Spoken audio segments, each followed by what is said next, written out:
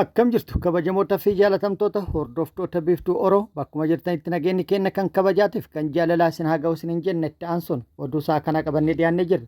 Hanganuma sagantaa kanaatti nu hojii turaan affeerraa keenya kun biiftuu Oroodha keessan jajjabeeffadha. Laayik sheer godhu hin dagatina kallattimaan gara mata duree oduu amma qabadhetti yeroo dabru oduun jalqaba. Ministeerri hojii fi ogummaa aadde Mufaariyaat Kaamil ambaasaaddara Saawud Arabiyaa waliin dhimma hojii fi lammiilee Itoophiyaa Saawud Arabiyaa keessa jiraatanii irratti mari'atan jedhamee jira. Dabalata odeeffannoo kanaa qabannee jirra. Oduu oolmaa Oromiyaatti lolli loltoota mootummaatti waraana bilisummaa Oromoo gidduutti zoonii giddugala kaaba shawaa aanaalee garaagaraa keessatti gaggeeffamee jira. Lola aanaalee garaagaraa keessatti kaaba shawaatti gaggeeffame irratti waraanni bilisummaa Oromoo haleellaa raawwataa tureen yookaan raawwateen miidhaa guddaa loltoota mootummaa irratti kan qaamattii fi kan lubbuu dhaqqabsiisee jira. Qabannee jirra isin biraan kenna.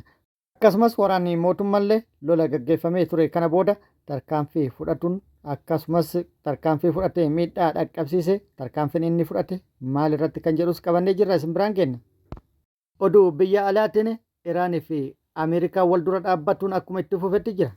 Odeeffannoo dabalataa qabna. Oduun inni bira Ameerikaatti hiriirri mormii Ameerikaa isteetota garaagaraa keessatti gaggeeffamaa ture gara lagannaatti ce'uun dhagahamee jira.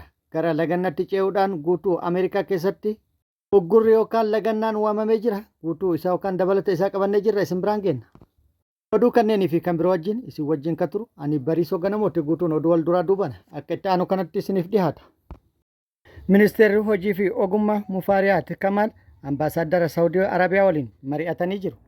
Ministeerri hojii fi ogummaa aadde Mufaariyaat Kaamaal Itoophiyaatti ambaasaaddara Saawud Arabiyaa Dr. Saalih bin Abdullaahi bin Muqbil waliin dhimmoota garaagaraa irratti mari'achuu ministeerichi ibsee jira. Aadde Mufaariyaat ambaasaaddara Saawudii waliin dhimma akka lammiilee Itoophiyaa Saawud Arabiyaa jiran hojjettoota seera qabeessa ta'an taasisuu fi cimsuuf akkasumas deeggaruun danda'amu irratti mari'atan jedhamee jira. Aadde Mufaariyaat Kaamaal ibsa fuula miidiyaa hawaasaa isaanii irratti maxxansaniin hojiiwwan hanga ammaatti raawwatamanii fi waliigalteen qaxarrii seera qabeessa mootummaa Itoophiyaa fi Saawud Arabiyaa gidduutti taasifaman bu'aa jajjabeessa galmeessuu isaa ibsaniiru. Itti dabaluunis marsaa itti aanu keessatti ogeessota leenji'an hojiitti galchuuf hariiroo uummataa cimsuu fi faayidaa waloo biyyoota lamaanii mirkaneessuu fi waliigaluu isaanii ibsanii jiru. Mariin kun kan gaggeeffame yeroo lammiileen Itoophiyaa heddumminaan Saawudii irraa gara biyyaa deebifamaa jiranii fi torban darbe qofa lammiileen Itoophiyaa 3,422 gara biyyaa deebi'anii yookaan immoo kan deebifaman walumaa galatti onkoloolessa bara 2018 irraa eegalee hanga ammaatti lammiileen gara biyyaatti deebi'an 45,093 gahuu ibsameera. Mariin har'a gaggeeffame kunis miidhaa suukaneessaa baqattoota Itoophiyaa irratti Saawud Arabiyaa keessatti raawwatamaa turee fi deebii kennuuf kan gaggeeffame jedhamee jira. Human Rights Watch gabaasa hagayya 2015 baaseen fulbaana 2014 hanga waxabajjii 2015tti baqattoota fi koolugaltoota Itoophiyaa dhibbaan lakkaa'aman humnoota Saawudiitiin ajjeefamuun isaa gabaasuun ni yaadatama. Hangasii as lammiileen Itoophiyaa ajjeefaman hedduudha. Mana hidhaatti dararamaa kan duranis baay'eedha. 2015 keessa lammiileen Itoophiyaa 47 murteen du'aa irratti murtaa'e murteen du'aa sunis irratti raawwatee jira. Mariin har'a gaggeeffame kun garuu kan barfate yoo ta'u lammiilee Itoophiyaa hedduutu miidhaan guddaan irratti dhaqqabaa ture. Lammiilee kana baraaruu fi akka biyyattiitti wanti raawwatamee fi hojjetame ifatti wanti mul'ate hin jiru. Kun komii kaasee ture. Oduun itti aanu oduu oolmaa Oromiyaati. Oduu oolmaa Oromiyaatti lolli loltoota mootummaatti waraana bilisummaa Oromoo gidduutti deemaa jiru akkuma itti fufeetti jira. Zoonilee hunda keessatti lolli cimee kan itti fufe yoo ta'u waraanni bilisummaa Oromoo loltoota mootummaa maqaa sakattaa waraana bilisummaa Oromoo jedhanii bobba'an irratti tarkaanfii fudhatuudhaan miidhaa guddaa dhaqqabsiisaa jira. Haaluma kana waraanni bilisummaa Oromoo zoonii giddugala Oromiyaa Shawaa Kaabatti guyyaa tokko dura jechuun amajjii 27,2025 aanaalee garaagaraa keessatti tarkaanfii humnoota mootummaa irratti raawwate yookaan fudhateen miidhaa dhaqqabsiise jechuudhaan odeeffannoo isin hin geennee turre dabalata qabna. Amajjii 27,2026 kaaba shawaa godina Salaalee aanaalee lolli keessatti gaggeeffamee ture aanaa warra jaarsoo aanaa abootee aanaa kuyyoo ta'u aanaa warra jaarsoo ganda nunnuu gondolii jedhamutti aanaa abootee gandoota garaagaraa ganda dirree baantu ganda dabalaa boqqoolloo akkasumas ganda Weelluu Moojoo jedhamutti lolli guddaan gaggeeffamee ture. Aanaa Kuyyuutti immoo bakki lolli itti gaggeeffame ganda dirree Ajoo kan jedhamutti yoo ta'u, walumaa galatti lola guyyaa tokkotti aanaalee kanaan olii gandoota garaagaraa kana keessatti gaggeeffamee tureen miidhaan guddaan kan lubbuutii fi kan qaama loltoota mootummaa irra dhaqqabu waraanni bilisummaa Oromoo beeksisee jira.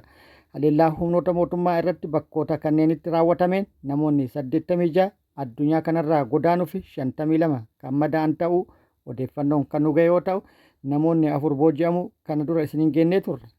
Namoota godaananii fi madaa'an keessa qondaalonni waraana mootummaa sadarkaa olaanoo sadarkaa koloneela kumaala akkasumas kan biroollee keessa kan jiran ta'uu odeeffannoon dabalataan nu ga'e ibsee jira.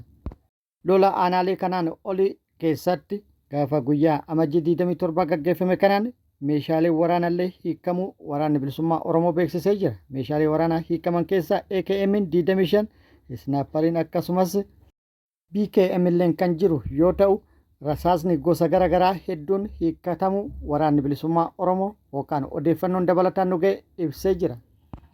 Lola gaafa kana gaggeeffameen daandiin guddaan Finfinnee naannoo Amaaraa wal qunnamsiisu guutumaan guututti waraana bilisummaa Oromootiin to'atamee ture jedhamee jira. Humnoonni mootummaa haleellarraa hafte duuba deebi'uudhaan kasaaraa dirree waraanatitti isaan mudate namoota nagaa irratti haaloo ba'an jechuudhaan maddeen odeeffannoo achirraa nuun ga'an ibsanii jiru. Meeshaalee gurguddaa Zuu-23 moortaaraa fi dishqaa fageenyarraa manneen jireenyaa irratti darbatuudhaan miidhaa namoota nagaa irratti dhaqqabsiisu beekamee jira. Haaluma kanaan aanaa warra Jaarsoo ganda Nunnuu Gondolii jedhamutti mana jireenyaa tokko irratti moortaarii fageenyarraa darbatuun dubartootaa fi daa'imman mana keessa turan irratti miidhaa dhaqqabsiisan jedhamee jira. Namoota 4 walumaa galatti miidhaan kan irratti dhaqqabe ta'uun gabaafamee jira. Oduu biyya alaatiin Iraan waamicha marii Ameerikaan taasifteef kufaa taasiftee jirti.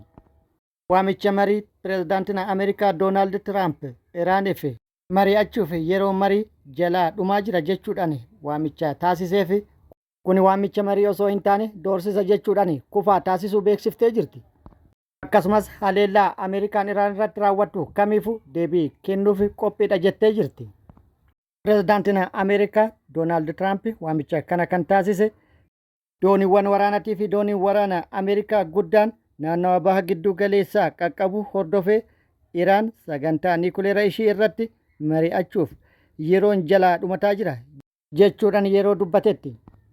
Kanaan walqabatee ministeerri dhimma alaa Iraan Abbaas Baargichi humnoonni Iraan haleellaa biyyattii irratti raawwatamu kamiyyuu saffisaa fi humna guddaan deebii kennuuf qophii ta'uu beeksisee jira. Abbaas Baargichi barreeffama toorataa isaa irratti barreessan waraanni Iraan qophiidha.